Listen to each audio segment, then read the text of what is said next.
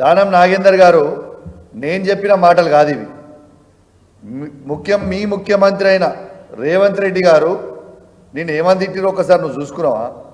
అసలు నీకు సిగ్గు శరము లజ్జా మానం నీకేమైనా ఉన్నదా? రేవంత్ రెడ్డి గారు చెప్పారు, నేనన్న మాటలు కాదు ఇవి. రేవంత్ రెడ్డి గారు ఏమన్నారు? పంజగుట్ట చౌరస్తాలో దివాన్షి దగ్గర బీడీలు అమ్ముకునేటోడు దానం నాగేంద్ర అన్నాడు. మరి నేను ఒక్కటే అడుగుతున్నా, నీ బీడీలు అమ్ముకునేటోనివి నువ్వు, మరి ఇన్ని వేల కోట్ల రూపాయలు నువ్వు ఎట్లా సంపాదించినావు? ఇలా హైదరాబాద్లో నీకంటే ఎక్కువ హరాస్మెంట్ చేసేటోడు కూడా ఉన్నాడా? ఇలా బిడ్డ నువ్వు చేసిన కబ్జాలు, నువ్వు ఇబ్బంది పెట్టిన నీ బాధ్యతలు చాలామంది నాకు అప్రోచ్ అయ్యారు. నీ సంగతి, నువ్వు చేసిన అవినీతి, నువ్వు చేసిన ల్యాండ్ కబ్జాలు, నువ్వు ఇప్పుడు ఇల్లు కట్టుకున్న ఇల్లు దగ్గర పక్కన ల్యాండ్ వాళ్ళని ఎంత ఇబ్బంది పెట్టినావో, అసలు ఏడగట్టనో నీ అక్రమాలు కూడా మొత్తం కూడా త్వరలోనే బయట పెడతాము. నువ్వు సంపాదించిన అక్రమ సొమ్ముని ఖచ్చితంగా బయట పెడతాము.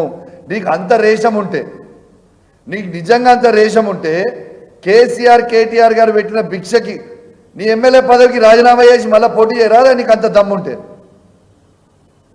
ఎందుకు భయపడుతున్నావు? నీకు దమ్ము ధైర్యం ఉంటే, నువ్వు మొగోనివే అయితే నీకు చెప్తున్నా, రాజీనామా చేయరి.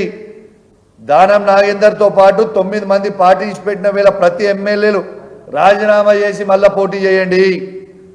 మీ సంగతి ఏందో ప్రజలు చెప్తారు. ఇలా అమ్ముడు పోయేటోళ్ళు మీరు, నువ్వు మాట్లాడేటోనువా?